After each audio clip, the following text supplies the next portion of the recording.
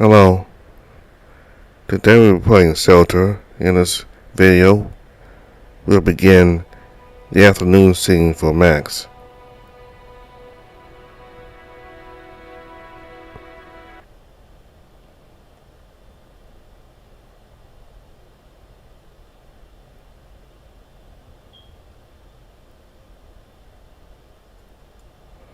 After room secured Shelter's limited autonomy from the K9 cabin, we're once again free to open our gates to anyone who sought their home here, just like it was supposed to be. The word spread like the wind across the whole country and even beyond the borders. Some groups of new dogs from different backgrounds filled Shelter with even more life. We were happy about that. That was exactly what we were hoping for, and we were excited by this quick growth in our population. It reminded me of the time when Burry and I welcomed the very first visitors during our initial months at Shelter East. New soul brought new warmth into these cold metal walls. However, as more time and even more dogs came, we were to realize that this new situation wasn't quite the same as before. The fast growth came at a cost I hadn't foreseen. When a new canine package smelled like a couple dozen dogs, the bonds between everyone is strong. However, when the number grows to 50, 100, a couple hundred dogs, it gets increasingly harder to keep unity. With dogs coming and leaving all the time, the social structure in Shelter grew unpredictable. Eventually, I started noticing worrying signs. Multiple cliques emerged from among the hundreds of dogs. Separate packs with their own leaders and self-interest, often with some embarrassing names too, like the Eternal Winter Plots. All those different groups worked to secure Shelter's various resources for themselves, like the most promising excavation sites, the best rooms, or, as I found out one day, even tables at my tavern. Moonbury actively worked against those acts of selfishness, but the situation was rarely fixed for good. That was a new problem for us, and none of us knew how to handle that sensibly. Everyone I spoke to told me the same thing, that it's just as a part of canine nature. A pack of strangers will always collapse if it gets too big. That's obvious. Willenberg agreed that a group of dogs that huge had to be controlled by strict discipline and enforce a legal system and with severe sanctions. Physical punishment and banishment were some of the words that cycled through those talks, concepts that the three of us didn't feel good about. We knew that we had to make a decision, though. We either enforce the rules by our fists, or we let everything run its terrible natural course. It was disheartening. I thought that after everything we had already gone through, we were finally past the worst, free to peacefully live our own dream. How naive I was. Was that dream impossible from the start? I could fight and bleed for our cause as I wanted, but it was never in my power to force them to love each other. In the end, it didn't matter that Shelter provided us with life and safety if we couldn't create a true family to share it with.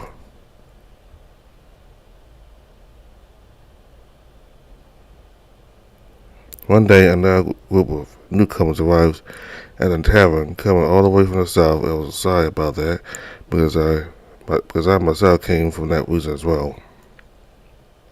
Burry and Roon were both away that day. Burry was securing provisions from Moosburg, and Roon was out on a rescue mission. It was left in my hands of regular newcomers. They were tired and in a little scared, but excited. They looked around with their mouths gaping in excitement, and their tails wagged despite the silence. Despite the issues and doubts we were facing at the time, the sight of happy newcomers never failed to pick up my spirit and renew my determination. I wanted to make them feel at home. Unfortunately, the ugly reality came crashing down in the form of one of the most infamous Shelter cliques coming back from their excavation of information and Eternal Winter Plots. They immediately chased away the dogs who dared to sit at their tables. The terror became louder, and unfortunately not in the positive sense. Some started crude jokes, some even cornered the loners for unwanted courting, making them look increasingly uncomfortable. I knew where it was all going. That was the start of selling a Kansas Haitian shelter, using intimidation and making sure that new dogs learned their place in their made-up hierarchy. While all that was happening, the whole rest of the tavern, along with many of the veteran residents, among them turned a blind eye and put a lot of effort into minding their own business.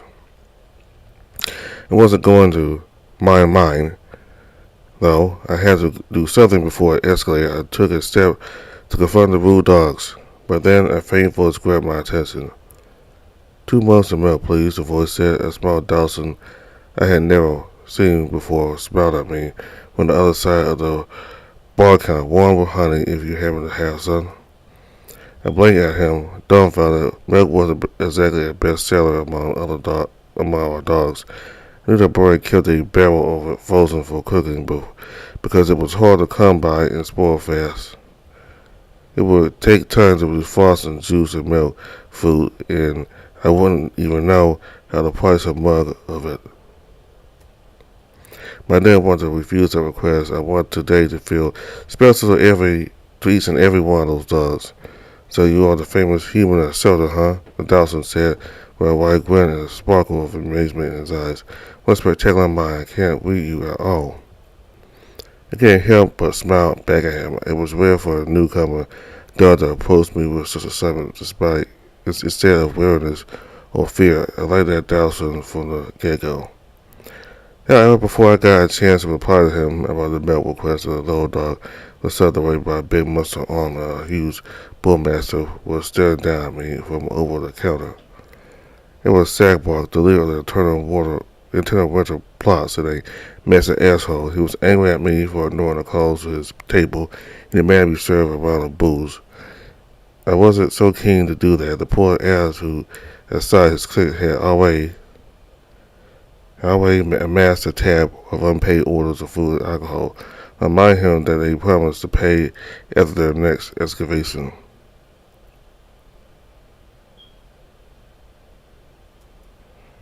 With an angry grumble, he emptied the contents of his pockets onto the table. A few small diamonds identified relics and half a packet of soggy crackers. He told me to call it even. Obviously, I couldn't take it. We started arguing about the situation slowly, but slowly escalated into a dangerous confrontation that I was scared to push too far without any of my friends around to protect me. All while the little Dowser was tugging at the bullmaster's shirt, reminding him of his presence. Excuse me, I was here first, he said. I have money. Please let me finish my purchase. The Sagbark grabbed the little Dowser by the collar of his coat, lifted him off his feet, and shouted at him to shut up and piss off. The small dog only raised both his hands and looked away. It's okay, calm down, he said in a reassuring tone, still looking away. This is probably how new canines greet each other. The customs here are a bit different to those from where we come from. Sagbark stared at him, puzzled, and lost his words. When he finally found his tongue, he repeated it to Dawson to stop bothering him and to wait in the corner for his turn. The smile slowly faded from the little dog's face, but it wasn't replaced with anything resembling fear or submission. He tilted his head and stared at the big bullmaster with curiosity. Then finally, with sadness and pity. That infuriated Sagbark even further. With a hiss of irritation, he threw the Dawson onto a nearby table and leaned over him, growling. I slammed my fist against the bar counter and demanded for Sagbark to let go of the other dog, threatening to tear wounds to no avail. No, stay your hand, the Dawson shouted to my confusion. Violence shouldn't be the answer here. Laughter and excited barks bellowed from the rest of Sagbark's group at their table, with the other dogs only glanced at them with curiosity. But that's still disappointing. None of the good reputation we've heard turns out to be true, he said, neither about shelter, nor about the people of this country. The laughter and barking in the tavern suddenly ceased. It was so quiet you could hear just a swing in the air. All the eyes were focused on the Dawson. You take such pride in your pack culture and your principles of unity. Is this how you realize them? By ganging up on the weak and helpless other canines? And these are the famous canine values you're so proud of, he said. That most of the felines and stories are more canine than any of you. Someone dropped a spoon. Its noise echoed throughout the tavern. Only it slowly died out. Once it slowly died out, it left us in long seconds of silence once again. Finally, Sackboy growled and leaned his muzzle closer with a mix of anger and obscenity. He growled at him that he was about to slow the little dog how much of a canine he was. And then he lit the small dog's face to make his point. Blood started to boil in his veins. Fine, get one with it, the Dawson said with a tremble of emotion in his voice. If they allow it. If nobody else reacts, if they just sit and watch, then there has never been a point in the two of us coming here. Swords of thick stained glass spread over the air with a bottle of vodka bashed against the Bullmaster's head. I was surprised to see that I was the one holding the neck of that bottle.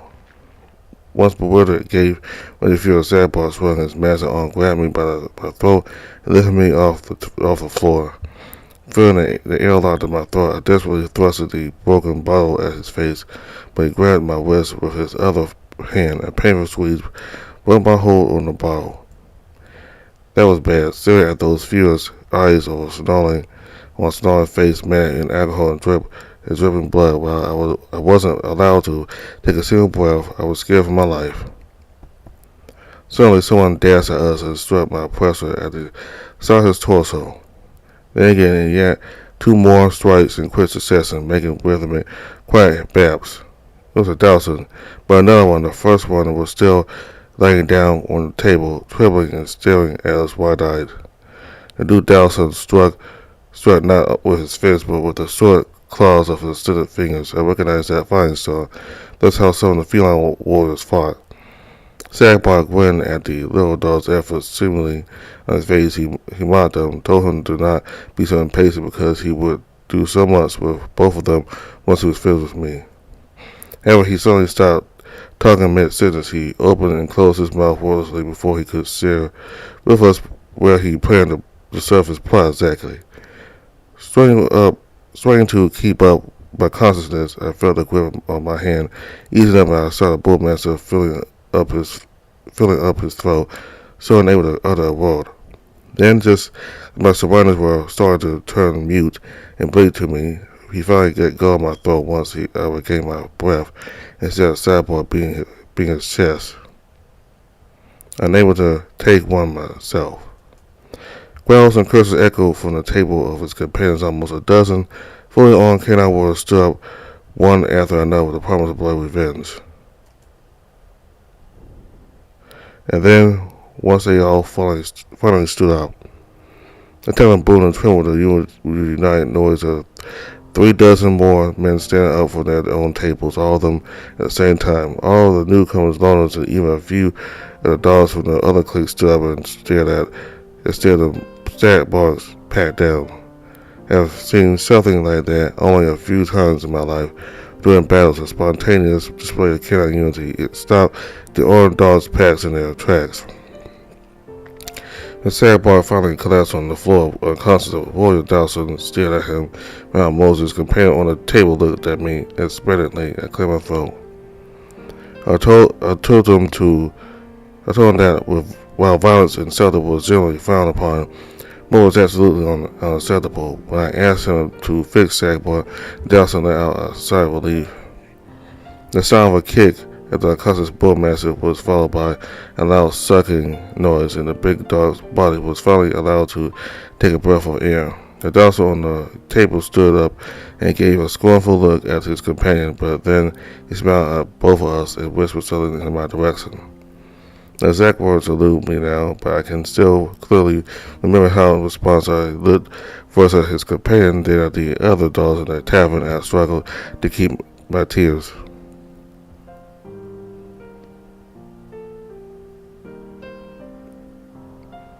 Then he spoke to the dogs with a strong booming voice and characteristic to his small stature.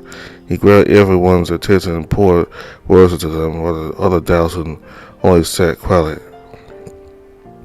He used a simple language, but the flow of his speech and the way he accentuated the specific phrases drove its way to the listeners' minds and hearts with a feeling of friendly familiarity. The Dawsons' names were Aqui and Maximus. He spoke briefly about their personal circumstances and the hopes they held when seeking out shelter.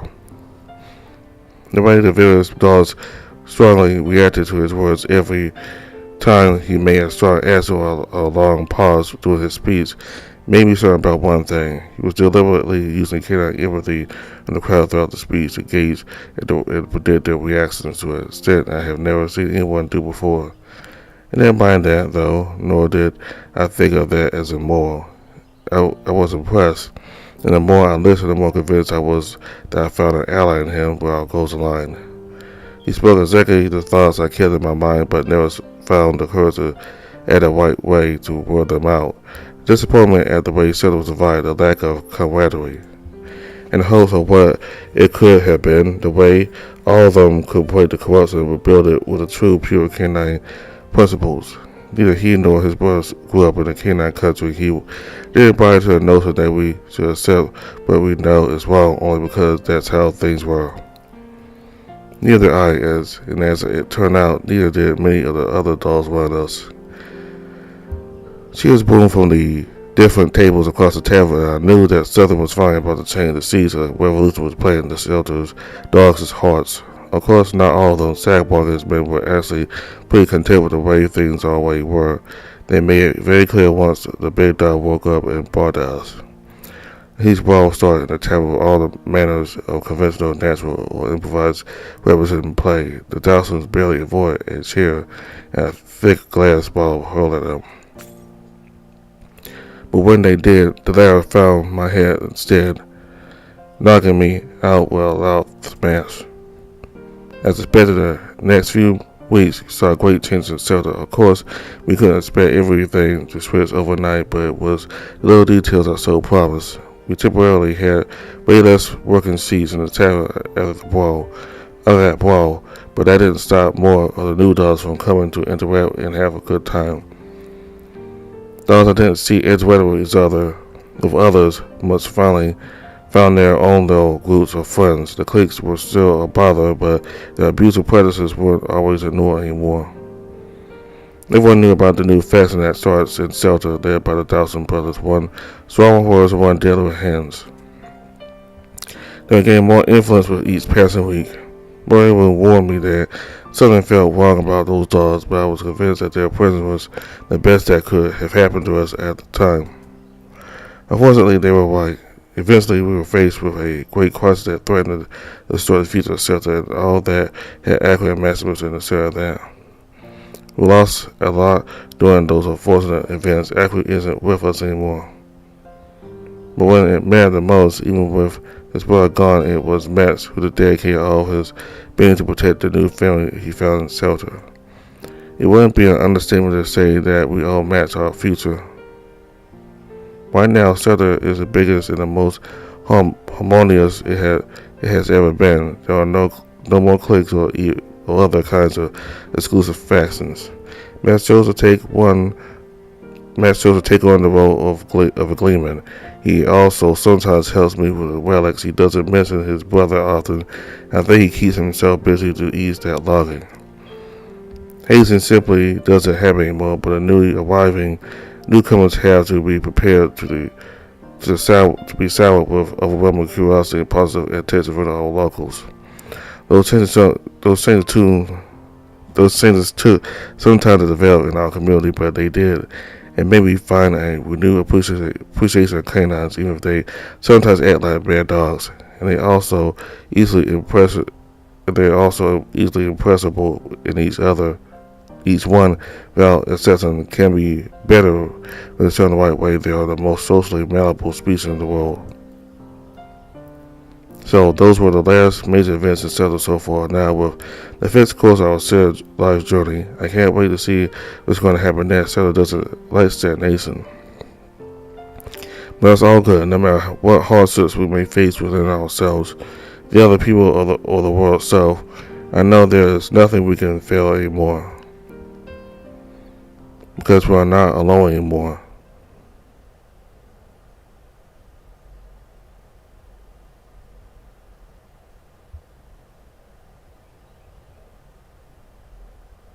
Okay, here we are. It smells good. The campfires and the food stalls are there. We finally reached the outside cellar. There are crowds of dogs as far as I can see. all of them loud, excited, and happy. Also, some of them are really lightly clothed. I have a thick coat and boots on me, so I'm fine. The majority of the canines are similar, but some of them are nearly or fully naked. Well, at least it's not windy here, since we're surrounded by the hills and shelter. The dogs from Rune's training class must be freezing their barbecues off at the training grounds on top of the deck. You're hungry? I would grab you something from Bury if I knew. Nah, not a problem. I obviously wouldn't like to disregard Bury's cooking. But come on. How often do you get to try food from Skies Ablaze stalls? We'll have more to choose from when we could possibly eat in one day. You know, now that I think about it, I don't remember if I've ever tried one of those.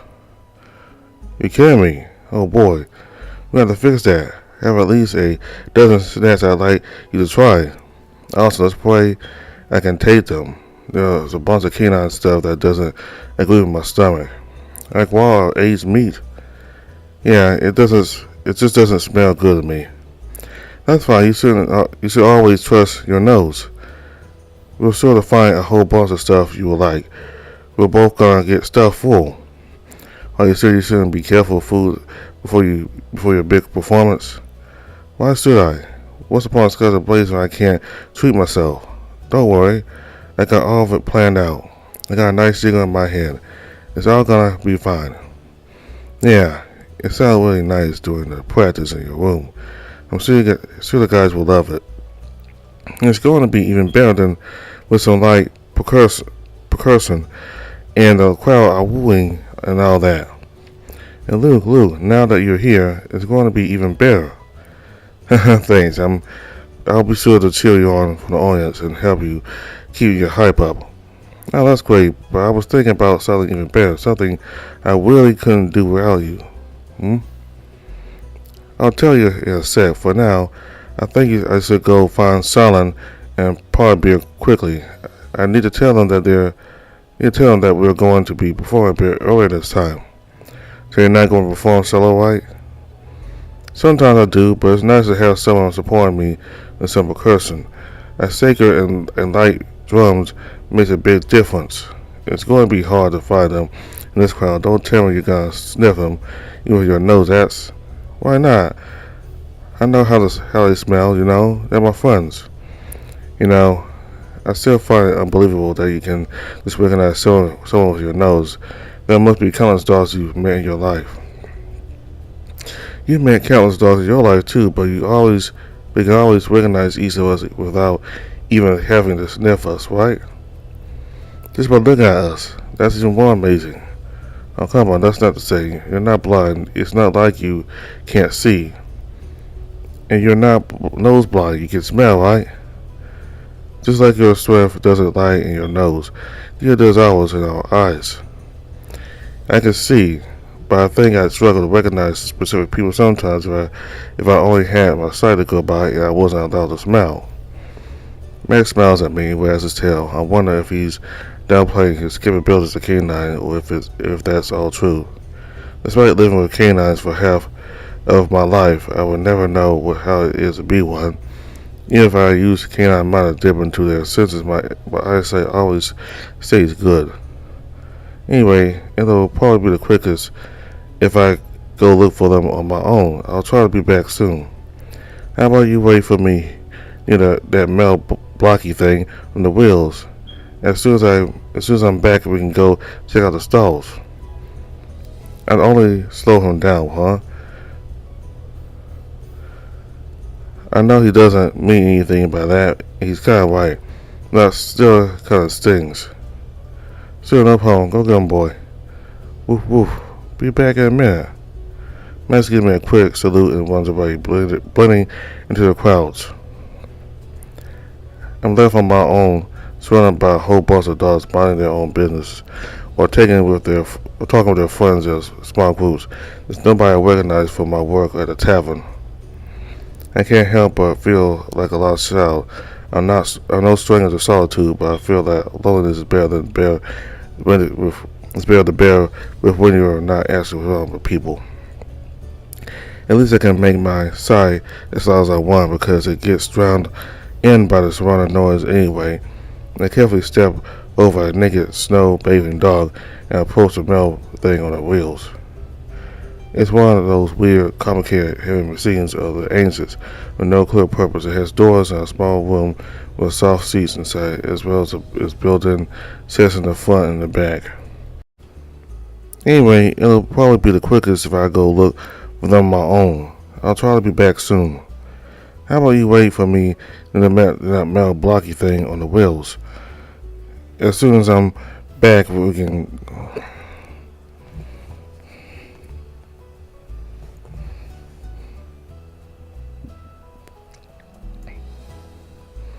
Anyway, it'll probably be the quickest if I go look for them on my own. I'll try to be back soon. How about you wait for me near that metal blocky thing on wheels? As soon as I'm back, we can go check out the stalls. I don't want to slow him down, huh? I know he doesn't mean anything by that, and he's kind of right, but that still kind of stings. Sure, no problem. Go get him, boy. Woof, woof. Be back. Be back in a minute. Max gives me a quick salute and runs away, blending into the crowds. I left my own surrounded by a whole bunch of dogs minding their own business or talking with their friends in small groups. There's nobody I recognize from my work at the tavern. I can't help but feel like a lost child. I'm no stranger to solitude, but I feel that loneliness is better to bear with when you're not actually surrounded by people. At least I can make my side as loud as I want, because it gets drowned in the surrounding noise anyway.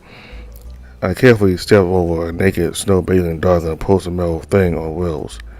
It's one of those weird, complicated, heavy machines that are ancient for no clear purpose. It has doors and a small room with soft seats inside, as well as built-in chests in the front and the back.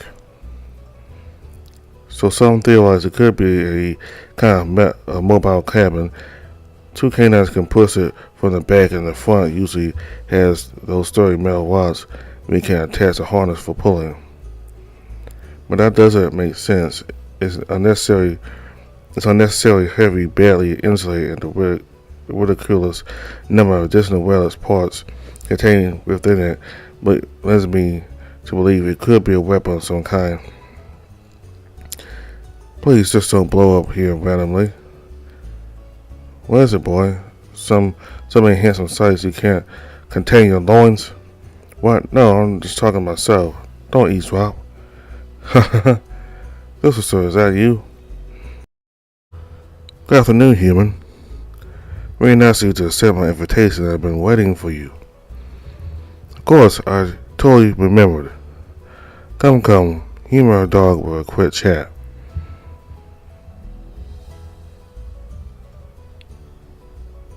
I walk around the big metal railing to find Thistle sitting on the snow by one of the big black wheels.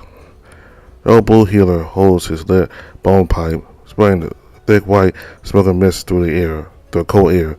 Above his personal stash of fancy dog treats rests in the snow in front of him. This is a good start, surrounded by the metal house on wheels and high snow hills. It's relatively quiet away from the busy walking paths, and there's no wind here. You find yourself in a nice cozy corner, sir.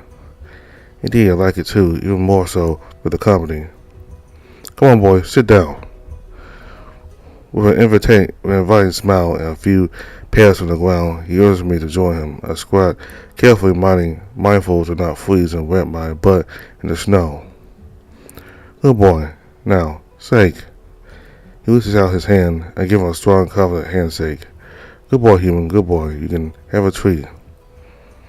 With a wide grin for pride, he pushes the tweet spots in my direction. I'm really not a fan of those, but it would be rude to refuse. I grab one and thank him, and slowly reach my hands towards my pocket. With this expectant stare, it makes me raise the tweet back up to my mouth instead. I eat it in front of him as courtesy. This swooshes his fluffy tail in happiness, watching me chew on the awful mess of dry grains and spoiled meat. I gag and almost puke while forcing the mud down my throat. How can they eat this stuff and not get sick? That's delicious. They are, aren't they? It's one of my oldest treasures. I keep them in my secret snow hole and take them out only for Scotch Blaze. Yeah, they taste pretty old, not gonna lie. Like wine they are, bear with every passing season. Nixel chuckles and puts a piece in his mouth too. He lets out a content moan. So, is this how you spring your Scotch Blaze? Just you, your pipe, and your snacks on your own? I don't mind. I've already had enough socializing for the day. I do enjoy my alone time too. You also said at Cooper's that you wanted to talk about something, right? Oh, that. Yeah. Right, so, listen, human. I was wondering if maybe at any point in the past you... What is it? I can hear you. Never mind, silly me. It's not really that important. What about you? How come you aren't with any company? You actually hang out with Max, but you left to live for his buddies for now. Poor human abandoned on his very first Scotch Blaze date. What is that Dawson thinking? But don't let that spoil your day. I can be your date for the night if you have a mature day like me instead. I stared at him with suspicion. Thistle definitely has something he wants to talk about, but he's too embarrassed. Is he trying to flirt with me to steer the talk away from something more important? I know that he's a stubborn dog, but so if he wants to change the topic for now, I feel I should let him. Maybe he'll sell his embarrassing question when he's more comfortable later. In that case, I will.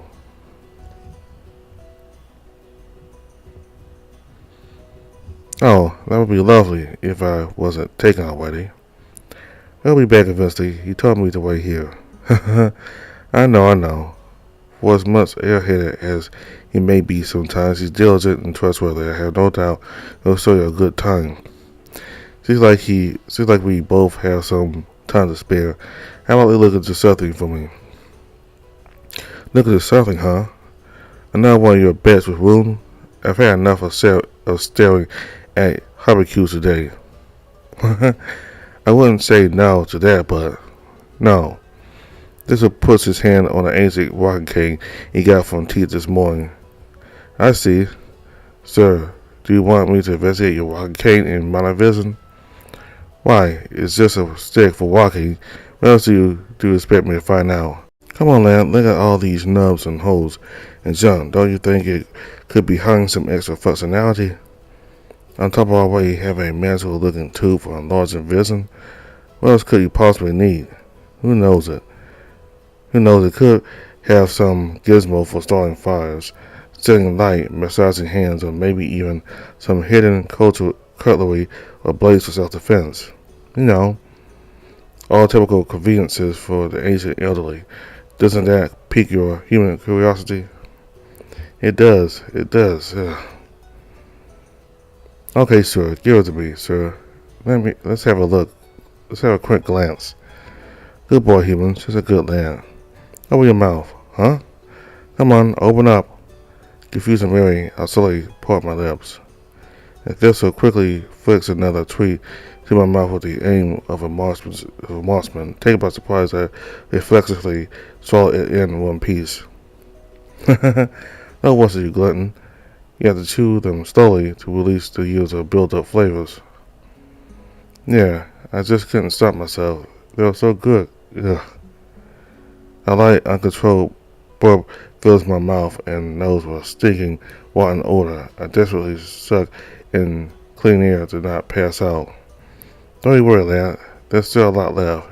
You'll have your fill. But first, Thistle grabs his walking cane and presents it to me. He smiles, gives me a wink, and his tail wags excitedly. I count on you. I nod at him and take a deep breath. This should be easy. I've recovered enough strength. Let's find out if there's anything to Thistle's hunch.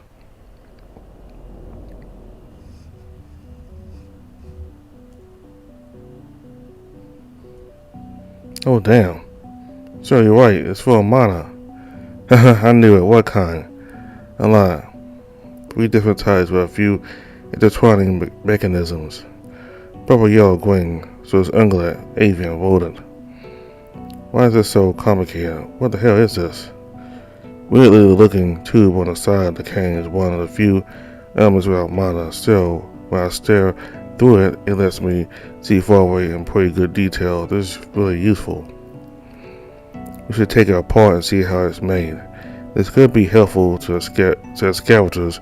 I've seen a few of these, but those ones weren't as compact. No, funny on magic looking tube. Hands off mine. Focus on the west. What can you tell?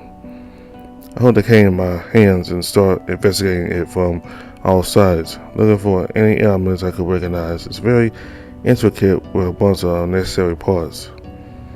It actually reminds me of some of the other mysterious relics we have been finding from time to time, but never figured out the purpose of.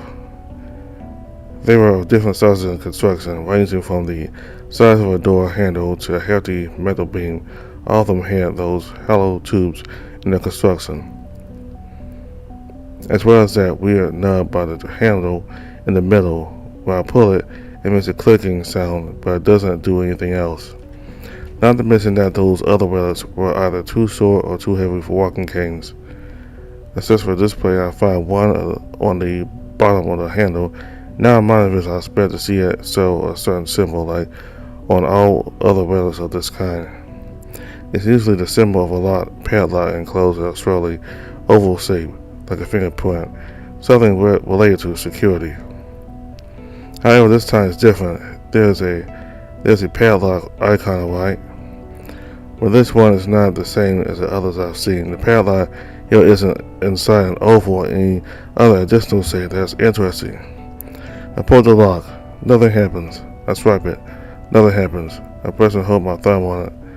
The icon changes now. It shows a symbol of a hand with the index finger highlighted. My heart races as I carefully place my index finger over the display. It did something. Yes, it did. Sir, this has never happened before. That's amazing. It's... What happened? What did you see? I've seen this sign before, like a little grid. Okay, let's just click OK here. I think it just registered me as its new master. What? No, stop that.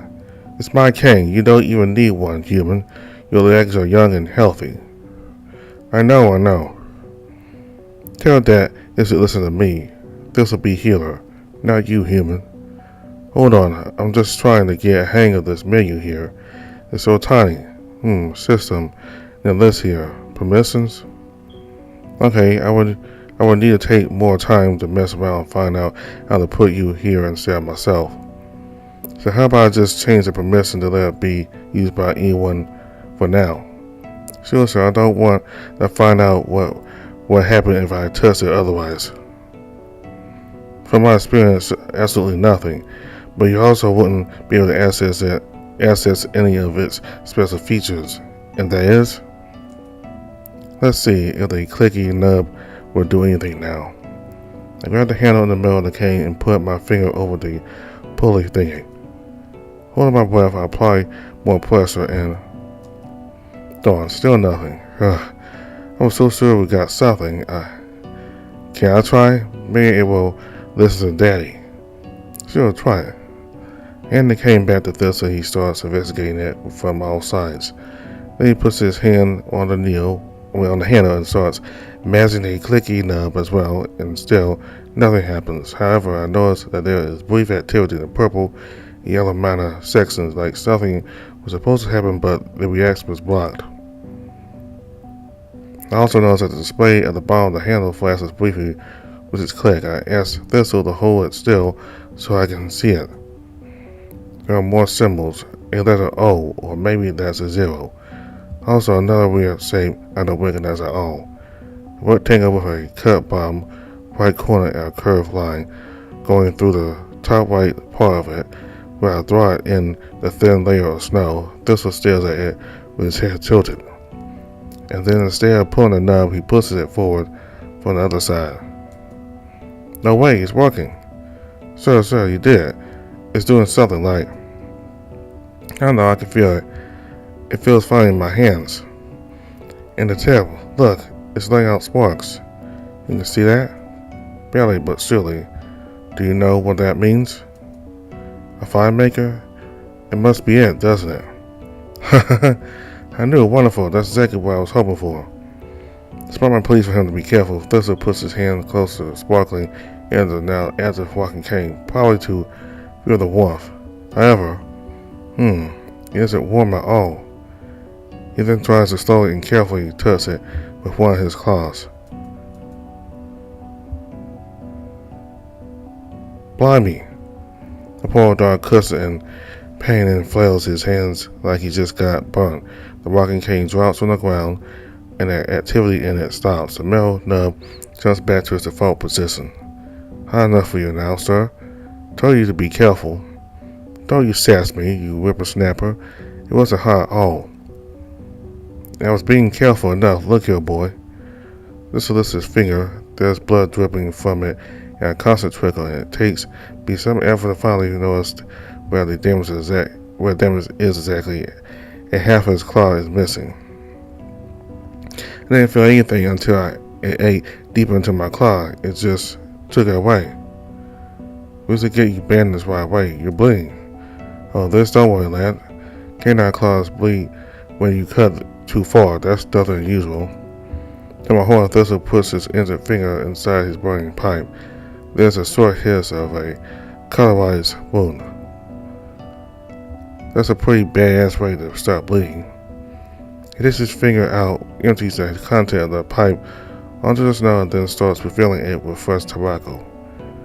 Maybe it's not a fire starter like I hope, but I can use a claw trimmer as well, so I'm not complaining.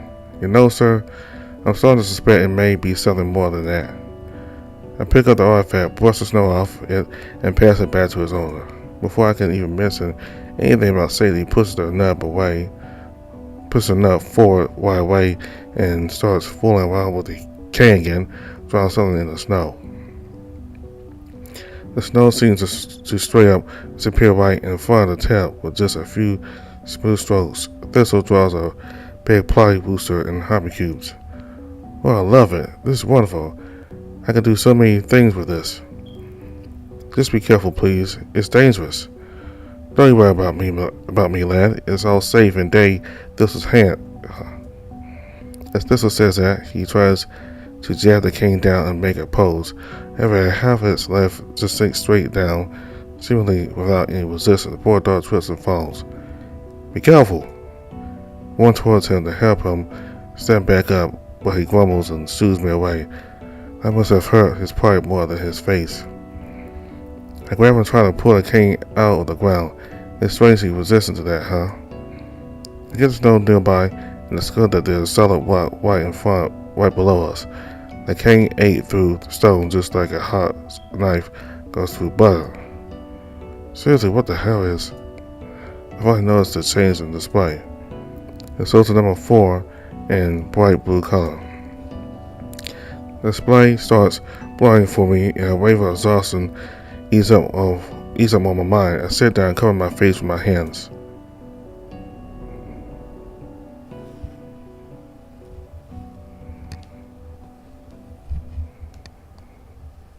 And finally, exit my vision. Crap, right when we were finally getting somewhere. Are you okay, human? Here, have a snack. No. I mean, not now. Then it came out. I want to know what it does. Huh? You charged it. It took something out of the rock for fuel or something. And my claw too? Yeah, it must be using the one minor aspects of Earth and containment to pierce through physical matter and suck up the materials for whatever it needs. I can't use my vision anymore, but if we're lucky, we won't need that anymore. Help me pull it out. Together with a bit of wiggling, we finally managed to wrench the cane out of the rock. I can't contain my excitement. Now the display doesn't show 0 anymore. I hope that we can finally access the other function, the one bound to ungulate and avian mana, by pulling the nub instead of pushing it. We probably have a limited number of tries, but it's Thistle's king, so I think he should have the privilege to do it first. I'll just reserve for now. I pass on the king. Do your honor, sir. Why, thank you. What should I do exactly? We don't know what's going to happen, so first things first, get a really firm grip on it. Thistle holds the cane in both hands awkwardly, and he raises it in my direction.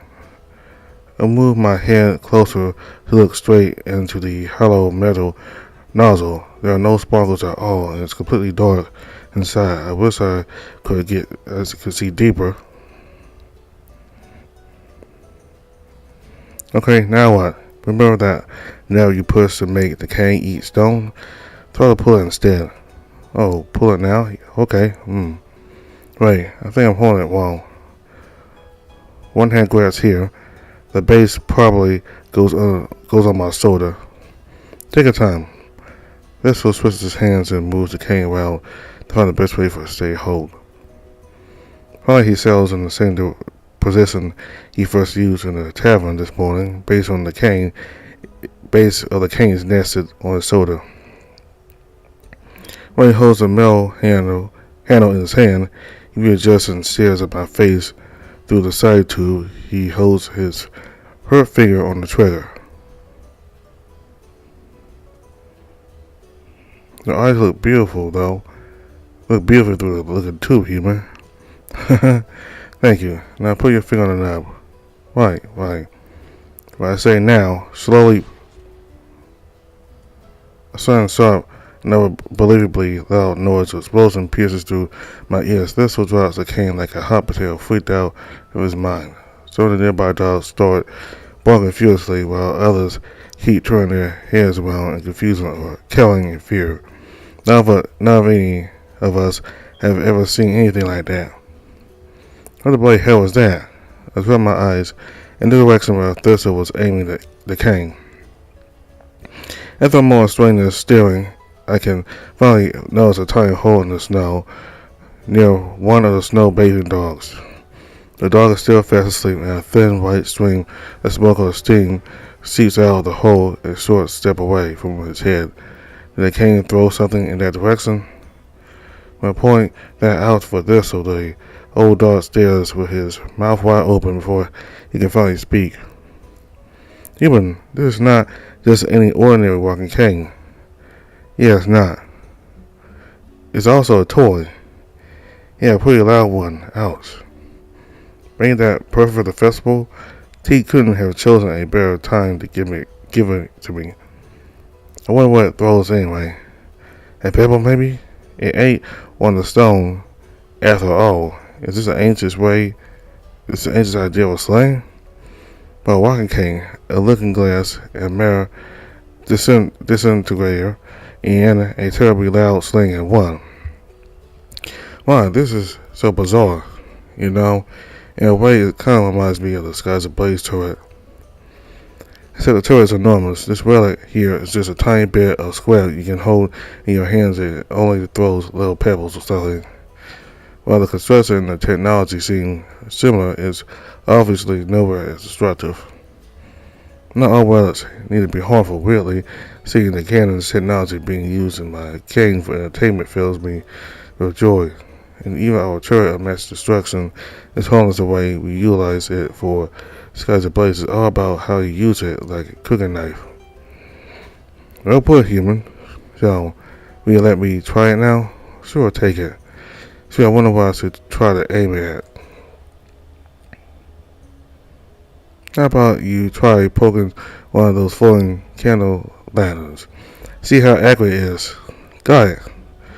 I pick up the cane, brush the snow off it, and I try to mirror Thistle's posture. One hand firmly on the handle, the wide base of my shoulder, one eye glued to the looking glass.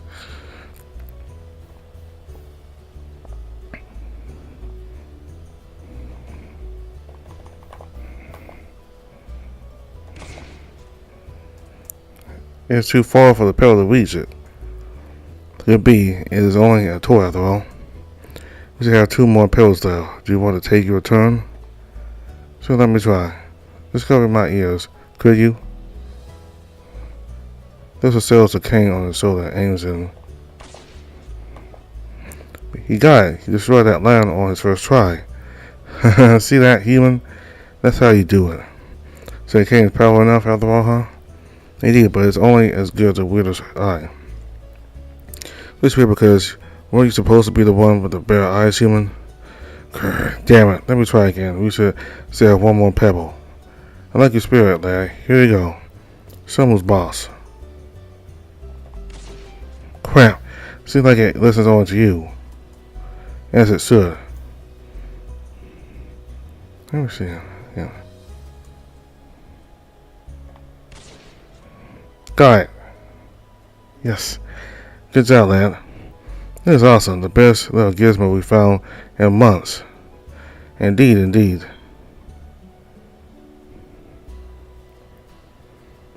No blue healer lands. I find it hard not to smile as well, seeing him in such a good mood, despite the great age difference he's so full of life and easy to talk with.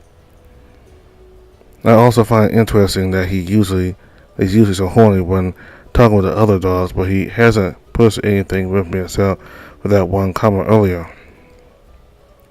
I like hanging out with him.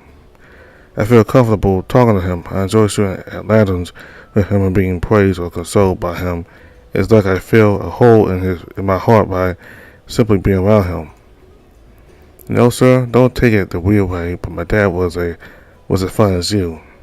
Yes, that is indeed weird and out of the blue, but thank you, human. Your dad, I'm sure he's not with us anymore.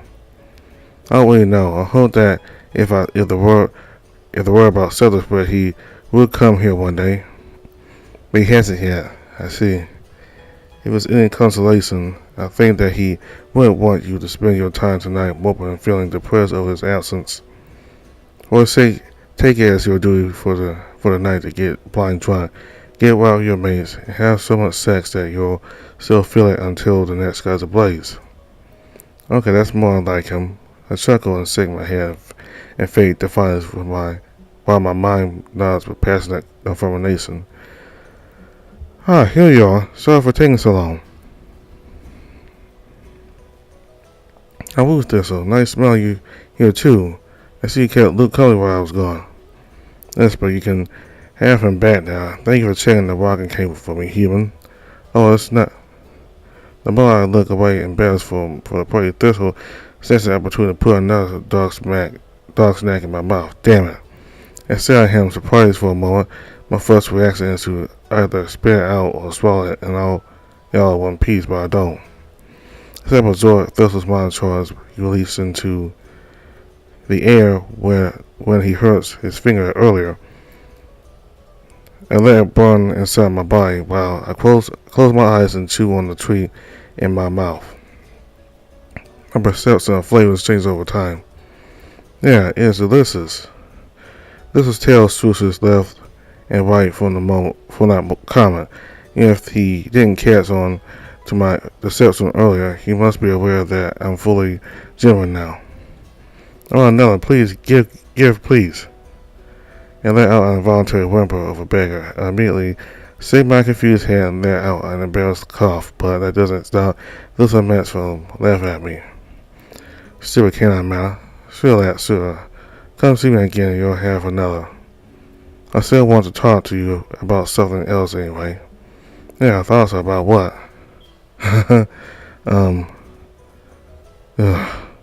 You know what, human? In the end, no. We have a few snacks. Forget I said anything. Look, do you think what I'm thinking? Yeah. Huh? Hold on to them for me. Don't eat any of them. I'll come see you again before the performance. No, I insist. You don't have to. Come on, this. It's not like you to be signed. I'll leave you two alone if you need privacy. Fine, whatever, but really, it's okay you don't. You have only one youth. You should use it to the fullest while you can, not waste it listening to the bare grumbling of us villains. Sure, we'll see. If not today, then definitely another day. And that I can agree on with clear conscience. I will save the snacks for until you arrive.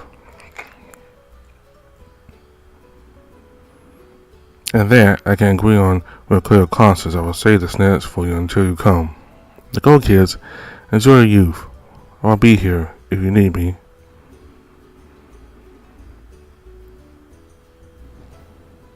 We nod and finally leave Thistle.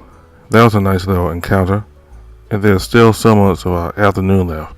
Now that Max is back, we can finally go check out the food stalls. I'm starving. As we walk down the snowy hill, slaloming our way between the other dogs, the various smells of canine festival foods become more prominent. Honestly, the whole mix doesn't smell very appealing to me. Just like a lot of smells and flavors popular among the canines, it's not the same as with Burry's food. Burry has been putting a lot of effort into developing and maintaining our menu in a way that pleases all the dogs as well as me. Yes, for just one person, Burry has been experimenting and limiting his options just to help me enjoy my tiny spare at the tavern more. We still use a lot of ingredients I can't eat, but not the sticky ones. Walking across the snowy festival fields and smelling both the aromas of delicious fried meats as well as rotten fish guts really renews my appreciation for Burry's efforts. He's a true singer. So you found them? Your friends, I mean? Oh, well, I'll tell you about that in a moment. How about we grab something so we can sit down, eat and chat about that in peace? See anything you like? I know both are very rare and well-aged meats are a no-go.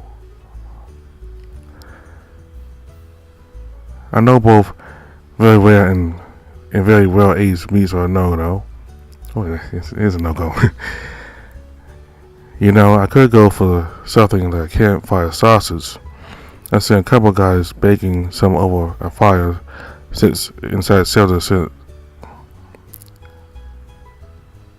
I seen a couple guys baking some over a fire inside shelter earlier, and they've been on my mind ever since. No, I know, just a place for good imported meat and spices. Come, my treat.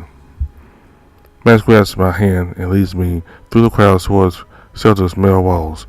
The closer to the shelter we get, the more the smells switch from nauseous chaos to pure aroma of roasted meat. There are a few stalls with metal grills covered with slabs of various meats and other fruits. Some of them are pre-marinated, some are fried pure and only drizzled with weird sauces afterwards. It's not as crowded here as in the other parts of the festival, but the cooks don't complain about a lack of clientele. I'm happy that canine tastes are very enough for me to find something tasty for myself too. Max shouts out to one of the cooks, a great Pyrenees, inquiring about sausages. Unfortunately, we were too early and they had already run out. But please, Max, don't leave. I will soak and grind the meat to prepare a new batch right away on the house. On the house? I glanced at Max cautiously, gauging his reaction. Without taking his eyes off the big white dog, and without hesitating much, he wags his tail and smiles. Sure, we can wait. Thank you, Max. It's just a great honor. Everyone is looking forward to hearing your music again. Thanks, I'll do my best. I hope you're coming too. You probably don't know yet, but we're going to be starting earlier today, before sunset.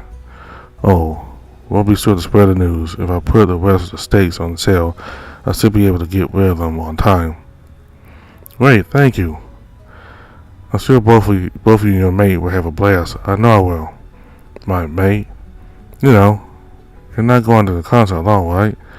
Oh, it would be lovely to go with someone. Skies and Blazers tonight. A romance after all. But no such luck for this big white dog tonight. Wait, he really didn't ask you out, did he? That's Spaulding's moron. Excuse me, human, or you perhaps mistaken me for someone else? Who are you talking about?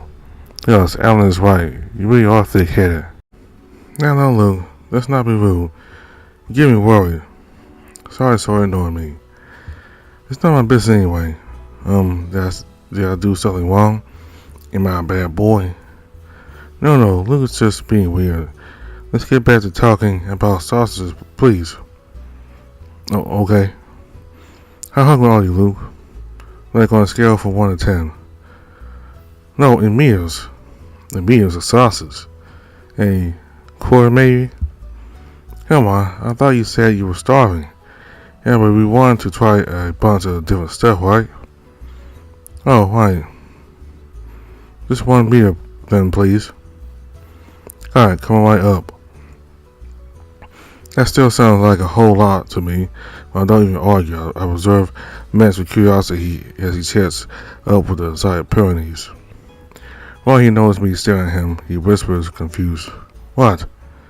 Oh, nothing. I'm just happy you worked out that aversion to accepting gifts. Oh no. Did I overdo it? Please tell me if I did.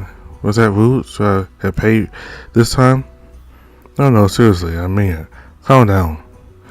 I know that you tend to overdo refusing gifts to appear humbler, so what you did just now was the best course of action. Good job.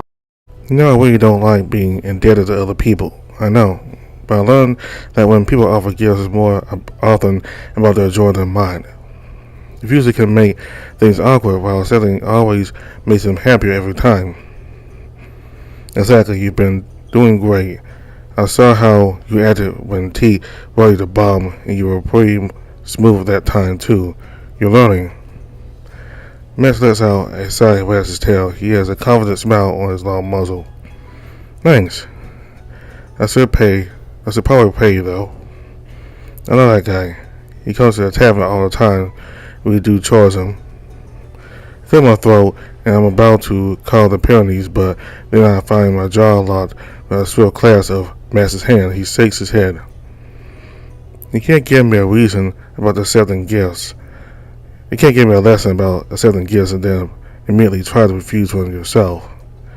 I told you it's my tree. I'll sort it out with him, I promise. I want to say that this is different, but I can only mumble unintelligibly around Max's hand. He gives me a wink and lets go of my jaw. Around the time I quiet down. How about I do that now while you go grab us something to drink and find a quiet spot? I can smell something sweet and fermented behind that snowy hill. Like booze? I don't think I want to drink alcohol just yet. I'm saving myself for the evening. No, it's not booze. It's like, what do you call it? Once the grain, hops, yeast, and sugar left for a few days to ferment, it's really gassy foam. Max, that's beer. No, beer's left to ferment at least a couple months before you drink it. What I'm talking about has like almost no alcohol. It's sweet and refreshing, but you can't get drunk from it. It's safe for small pups too. I don't know what it's called, but that sounds good. I'll go grab some. Awesome. I'll be right behind you.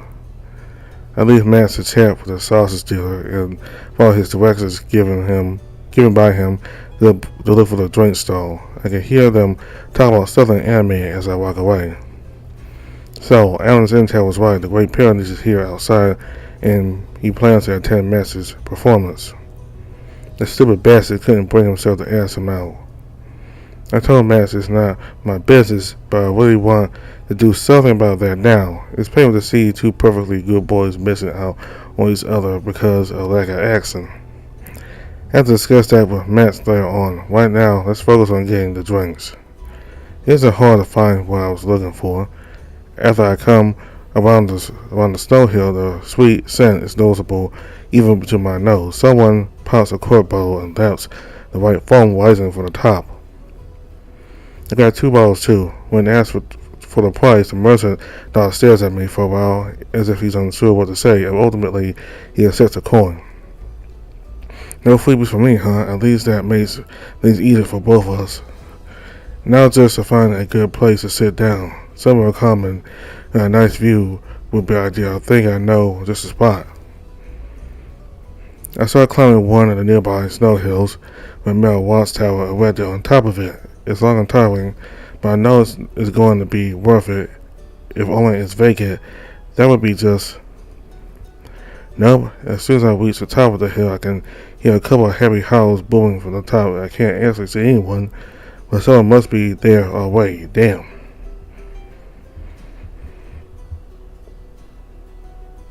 Oh well, even the view at the foot of the tower is nice enough. I have the panorama of the snow, the swarms of dogs below in the golden afternoon. Sun in the sky, this is nice. I swear by one of the walls of the watchtower and once for Max to find me. he shouldn't have any problems with sniffing me out.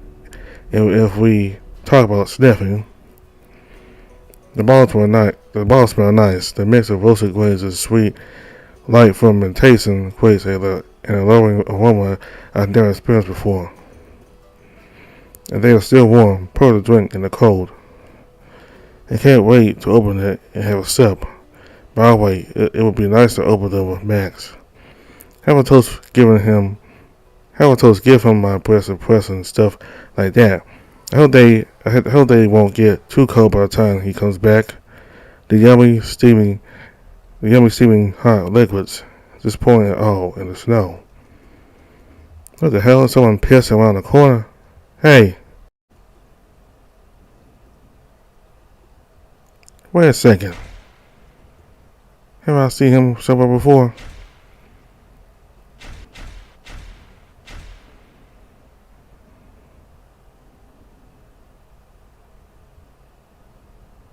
You! The mogul almost slips while trying to turn around and run away. I drop the balls and jump right at him to not give you just a chance. However, my hand only brushes his tail, and I manage to pull out some of the fur from the tip.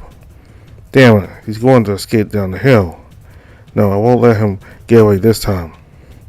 Grab one of the balls, take a wide swing, and toss it right at the dog with all the strength in my arm. Then I lunge right behind him. The ball hits the mark. The stupid chihuahua yells, trips, and falls. He desperately scrambles back on his feet. But he's too slow. Got ya. Half jumping, half falling down, flying on the wings of gravity, I crash straight at the dog. Safety and balance be damned. We both tumble down the hill as a bundle of terrified cries and angry shouts, and increasingly thickening wrapping of snow like the weirdest white meatball. Finally, the world around us stops rocking. I pull my head out of the snow and yank the dog up by the collar of his coat. I have never seen a more terrified creature in my entire life. He probably has never seen one as angry. Hello? Someone's been a bad dog lately. What do you have to say for yourself, huh? Huh? Speak. Do what you wish with me, human. I do not fear death. I have already left my mark on this world. Nothing a mix of water and white vinegar can't take care of, I assure you. You monster. So that's why some of my marks didn't stick. Regardless, hard as you may try, you will never find them all. I regret nothing. I will probably do that again in my next life. I will come bark and spread the mark again. Mark my words, else I return. Ooh. In an exaggerated theatrical fashion, he spreads his arms and bares his neck for me. Tears roll from the corners of his closed eyes, and he looks completely resigned to his assumed fate. I see the goggles gathering behind us and murmuring between each other. Okay, this is getting awkward now. Dude, I'm not going to hurt you. I just wanted to talk with you, and... Luke? Oh, you're back. Yeah, cause the salsa is still hot. Why are you bullying this poor guy? I'm not bullying him. Oh, okay, I am. But he deserves it. He's the dog who, earlier today, make it quick and painless all human destruction. I'm ready to return to Mother Earth. Oh, sell discount, Alan. Luke, you're not actually going to. No, I'm not. Discount. The little canine suddenly stops his wailing and he looks at me with a frantically hopeful face. You want a discount? Yes. If I give you a discount, will you let me see another day? Use the code DOGDONG on your next purchase of my wires for 1% off. Out of such things. Shirts and pillows, yes. 3%. How about we meet in the middle? 1.5%, yes. I will also add 3 of my limbs of your choosing. Dude. I'm so confused. Don't listen to him, he's crazy. The thing is, He's the guy who's been pissing on the garden. I finally caught him. Actually, that's the first time I hear about that. Oh yeah, come to think of it, I haven't told you yet. But is that true? Have you really desecrated shelter? I will not deny that, Lord Maximus. Why? You know we don't do that inside. We are adult civilized dogs. I didn't see another way, Lord Maximus. I need to market my business with all the means at my disposal, else my family will never take me back. The poor wide-eyed puppy hangs his head and makes a sad, quiet, resigned half howl, half whine. I'm still confused and I can't see the connection between his vandalism and his business, but with these few words he always managed to successfully catch our sympathy. There's nothing that wins mine and Max's hearts easier than say our rules and tragic backstories. Well, if it's for your family, where's your stall? Huh? The Chihuahua starts wailing at the top of his lungs again. What did I say wrong this time? No, I will leave. I will leave and never return. I promise I will cross the corrupted borderlands and live amongst our enemies if I have to. Let's spare my car, I beg of you. Find the glint of mercy in your pitch-black heart, or fullest overlord Selter. Dude, I don't want to take your cart. And nobody calls me that. They'll just call me human. What is your name? Dandelion, that's my name. But you can call me Danny, or whatever else you like. My brothers call me that because my full name is long and stupid and has a lion in it. Do you think that's stupid? It must be, if they say so. I hate it. I hate Danny. It gets rid of the best part. I think Dandelion sounds badass. Lions are big, strong, and brave. They are the royal clan of the felines. They say nothing good has ever come from that country. Well, I did. And I did too. However, I'm not going to say that out loud. Lions in particular will always have a sweet spot in my heart as well. Forget everything you were told before you came here. Forget there is even the outside world out there. You're in the shelter now. You're free to make your own decisions and judgments. And you're free to be addressed by your true name. Dandelion. The Chihuahua's knowing Dandelion's huge eyes sparkle as he says that Max's smiling face. Tears swell in them, and I can almost hear the fast beating heart in the little dog's chest. I'm still amazed that Max can pull that off. That he can speak just a few simple words and they still manage to reach a canine heart right where it counts. You really learn from the best, huh? Thank you, Lord Maximus, thank you. Max laughs and wags his tail, but glances away and bows. He must have realized how ironic it was that he was encouraging using Dandelion's full name, but he prefers an abbreviation to his own. Anyway, here, hold the sausages. I'll go buy the drinks quickly. Actually, I already bought the drinks, they are. Oh wait, I can smell them up the hill. I'll be right back. For the third time this hangout already, we part with Max again. Hopefully it won't take him long this time. So, want a sausage? Yes, please. Well, someone doesn't have an issue with accepting gifts at all. I just compare the two wooden branches for a bunch of fried roasted sausages skewered on them. The smell is to die for and the hot fat still drips off them. Take a pick. I present the sausages to the little dog. His drool starts dripping on the snow below faster than the fat off the sausages. He reaches his hand out towards them, but then he hesitates and takes it away.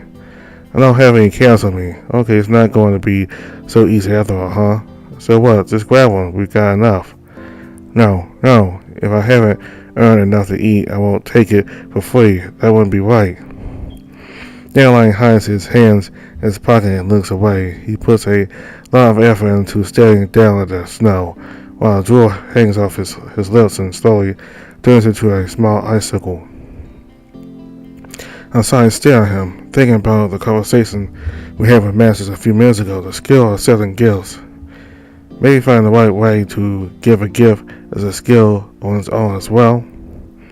And now I was ready to skin you alive just 2 minutes ago, but I feel like you're kind of almost like a possible approximation of a friend to me now. I'm glad your chaotic nature works in my favor this time, human. Yeah, so how about you stop overthinking and just grab one sausage? As long as you're here, you're part of Zelda's pack. We're like your new family now, you know? You wouldn't have to pay your own family for food, right? Yes, but you're not my normal family. Yes, but you're not my normal family. I'm here specifically for your money, human. Consider a trade, then. Grab a sausage and give me a little trinket out of your store return. How about that? Okay. But then you have to grab 3 sausages. No, 1 sausage. Dude, what kind of merchant haggles against himself? Why don't you just... Listen, Dandelion, this is a serious business. I won't settle for less than 2.5 sausages. 2? 1.5. This is my last word, human. Fine, deal. Dandelion wags his tail and smiles brightly, apparently proud of his hard bargaining skills. What a weird dog. I shake his paw and pass him both glances with the sausages. He takes his time investigating them from all sides, measuring them with his fingers and contemplating quietly. Okay, this is taking too long. Maybe I should help him somehow. Luke! Now.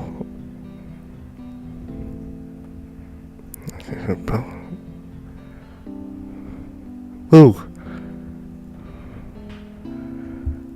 It's a feeling the approaching bottle. I reach out my hand and let it land in my grasp without even turning my head to look at it. Nice catch, Luke. Thanks, I got this reflex literally beat into my head. Now that Master's here, I don't need to wait to have my drink anymore. I put my thumb on the metal clasp, holding the cork locked. And the moment I push it open, the cork shoots out of the bottle with the force of 1,000 rolling bulls, knocking Dandelion out cold with an impact right between his eyes.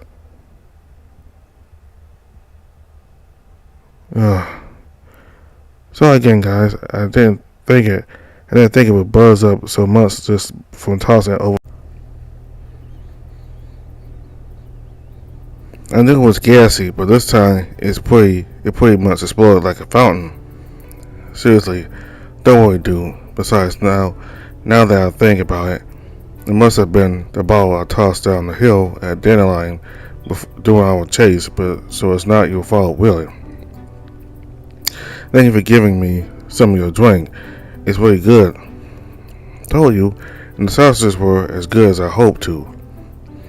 If we had to fish them out of the snow and they weren't as hot anymore. Yeah, they were delicious, and Dandelion liked them too, didn't you? They were like sweet ambrosia to my starved ravenous palate, yes. And you're sure your head is okay? No dizziness or anything? You do not have to worry your noble heart over me, Lord Maximus. A full extra sausage with my brain damage is a fair compensation in my book.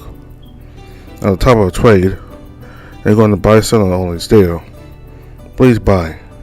We're currently by Dandelion's card. On our way here, he explained his personal situation in more detail. And so the Chihuahua clan is a family of rich merchants. Because of their inferiority in combat, they usually focus on learning the trade. Dandelion is a born genius with numbers, at least for canine standards. To put it in other words, he is able to count and multiply to the sums of over 100 without having to ask his friends for extra fingers or toes. However, despite his talent with arithmetics, he has a terrible mindset for merchandising. He's too honest, timid, and altruistic for persuasion. The first day he was put in charge of the Saab and the Guardians' absence, he sold a suit of enchanted scale armor for the price of a linen shirt to a desperate peerless to-be avenger in need. Another time he lent a beggar a high amount of money out of the Saab's counter so they could have another chance in life. And now those or similar situations of beneficence ever came back to repay. every time Dandelion was left at the stores unsupervised, he lost a small fortune for his clan. He's a dog with a colossal anti-talent for everything related to money. The worst business partner, a spineless, sentimental sucker, a failure of a merchant with no respect for money. In other words, he's a good person with a kind heart trying and failing to work in a professor for leeches. I still haven't decided if I respect him or pity him yet. Sure, what about selling? Just let me get it straight. Your clan basically kicked you out so you wouldn't waste any more of their fortune, right? No, my honorable family sent me on a journey of self-discovery and told you to never come back unless it's with this cart filled with gold. In their limitless benevolence, they gifted me this cart. So you came to shelter out of all places. Yes, I did. I arrived a few weeks ago, just in time for your famous skies ablaze. Wow, the word about us really spreads far, huh? Where did you hear about us? The home of Crimson Royal Grove, the capital. I met Lord Moon there. He saved my skin and I assisted him in gathering certain supplies he needed, and he told me about you all. About the safest place in the world, a gigantic metal den where miracles happen and dogs can be who they truly are. And about a fearsome, powerful human who... Wait, you met Rune at the capital? When? Must have been when he traveled to meet the wolves and negotiate our autonomy. Yes, he went for an audience with them, but he must have gravely upset them, because he came out of the palace without a hand. Huh? What? No way. I thought he lost after the fight with that monster. That's what he keeps telling everyone. And I was there. He was bitten right in front of me. I watched how he lost his eye and got his hand shredded. I mean, it wasn't like bitten off clean, but it was so damaged he couldn't use it. He thought we could still save it, and it looked like it would heal well. But when he returned with his journey to the capital, he told me it wouldn't heal after all and that they had to remove it. That could not be true. It was bandaged, yes, but I shook his right hand just before he went into the palace. He gave me a strong, manly, heroic handshake. I would need to have a talk with Rune after Skies Ablaze ends. I also met Lord Cooper, the Caucasian, a paragon of everything canine he is, yes. He was headed towards Zelda as well. I knew that if so many great dogs gathered here, this was the place I had to experience with my own eyes. So here I am, your lowly servant in his cart of affordable yet high quality goods, yes. And for some reason decided to advertise your store by pissing on popular hangout spots about shelter. Why? I don't understand that. What's the correlation? That's actually a clever and effective technique you got subconsciously attracted to familiar sense. Putting the mark in marketing, as my brother say, yes. But now that from now on, right? None. That's a market only outside. When I sell your glorious abode, I will limit myself only to begging. That's another one of my specialties. Wonderful, you're a good boy, Dandelion. I appreciate your words, human, but please won't fill my stomach. Are you planning to purchase something or only look? Okay, see anything you like, Max? That counts as on the front. Is that what I think it is? Ain't that our emblem? It's just good, Lord Maximus. This is a prototype I made last night, the only one of its kind. You can have it. Thank you. How much? For you nothing. Take it, please. Pay me an exposure. Dandelion stares at Max with wide eyes, wagging his tail like crazy. Max glances at me with a somehow conflicted expression.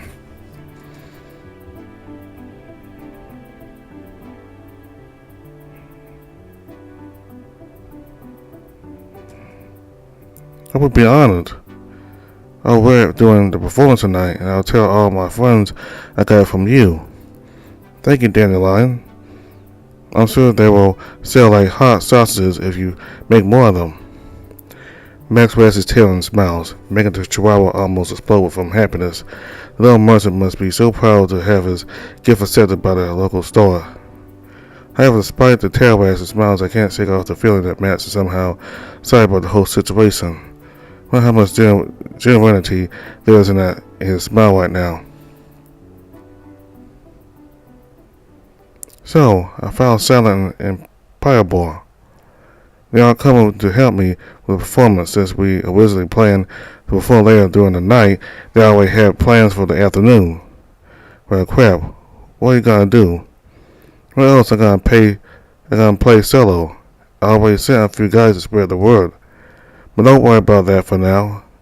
We still have enough time for a couple of snacks before we settle down for a quick concert. Oh man, I feel kinda guilty for messing up your plans. Not only don't you have any help for the concert, but also our time for it is gonna be cut short around twilight. I wish I could help.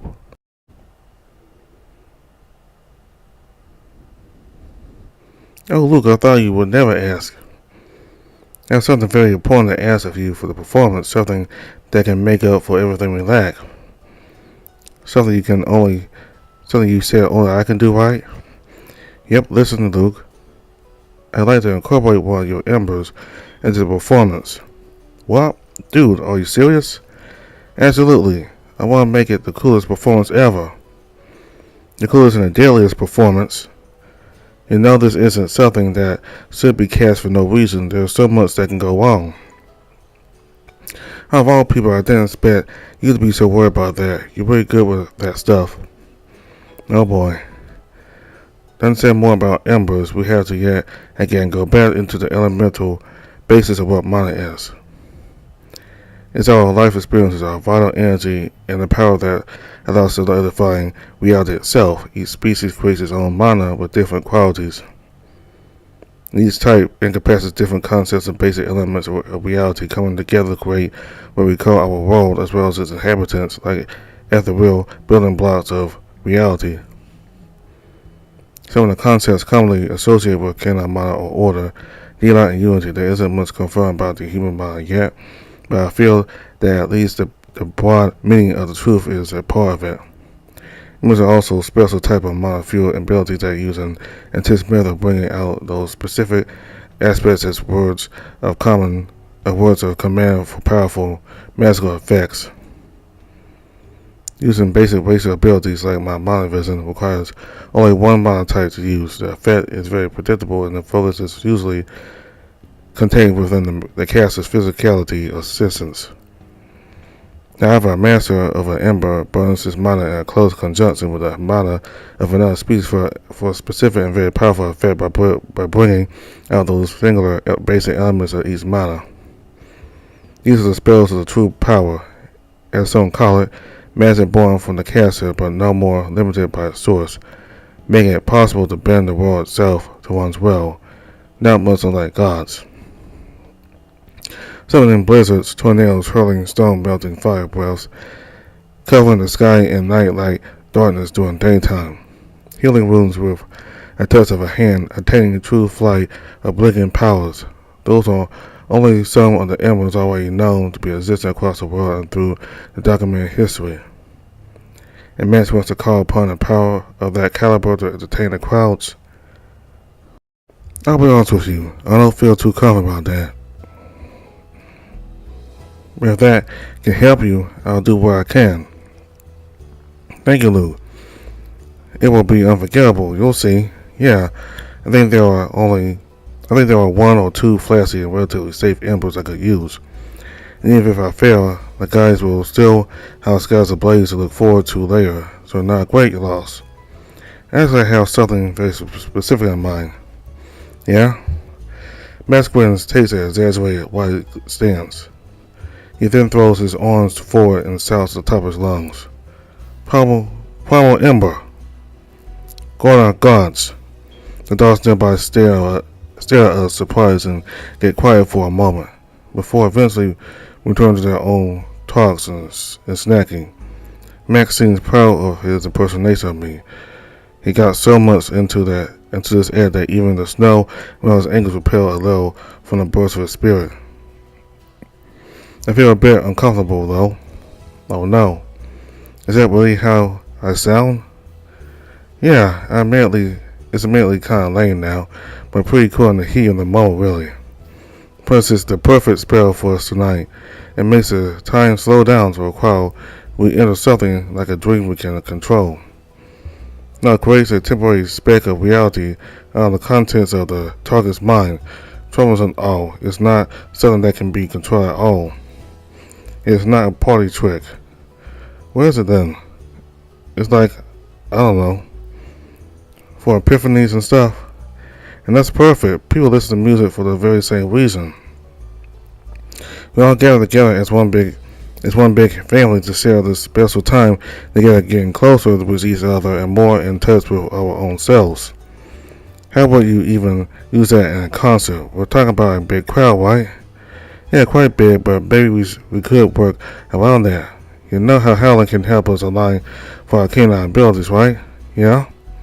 I notice that when I play a good tune and the crowd's really into the flow, they can spontaneously connect with me, and the other dogs around via pet mentality just like that. Max snaps his fingers for emphasis. Seriously? Yeah, that's why they love it so much. So, maybe you could try using a garden on me, so it hopefully affects the whole pack.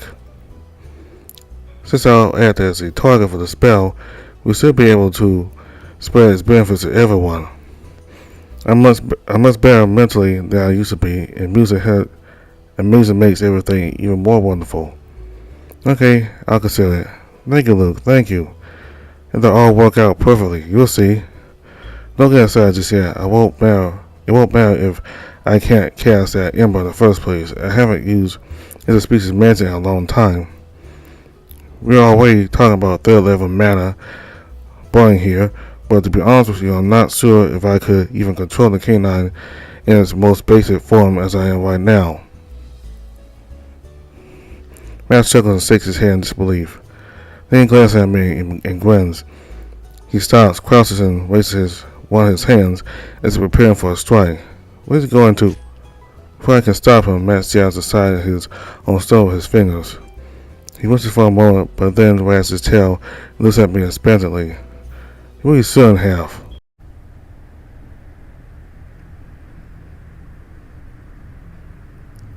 That was Max's afternoon. Next time we'll finish off Max's afternoon with him playing music in front of the crowd. So we'll get to see just how good he is as a musician. So apparently both Thistle and Luke do not know that cane is actually a gun. And they have no idea what the little things they call pebbles that come out of the gun or actually are. They don't know the terminology for it. But they mistake those pebbles for bullets. And apparently they don't really know what the truck is. They think it's some kind of movable building. So, well, Luke certainly knows a lot of technology from the ancients, which is really us, our time. He clearly doesn't know everything. He doesn't know everything about the ancients. He clearly didn't know what a rifle was. He didn't know what a army truck is. He didn't know any of those two. So he's knowledgeable, but he still doesn't completely know all the stuff of the ancients. Because this is a post-apocalyptic game, so everybody's going to know exactly what the things we use today are in their future, in their time.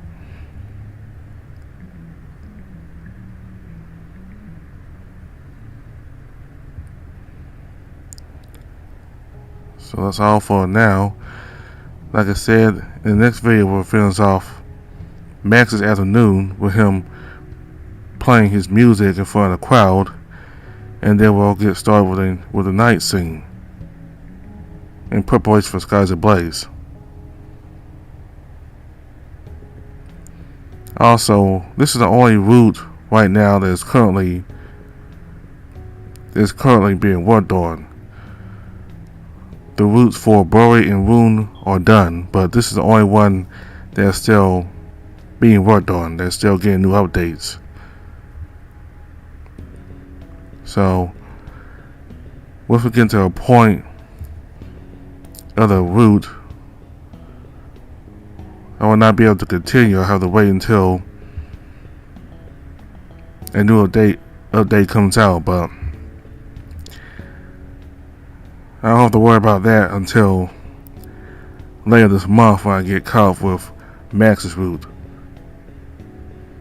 So information for the games in the description box below, including the Patreon where you can pay $5 and watch updates a month or two before it becomes public. You also go to their Twitter account, the Creators Twitter account, where you can look at the progress of the game and look at new information concerning the game, as well as alerts on when a new update will come public. So thank you all very much for watching. Goodbye.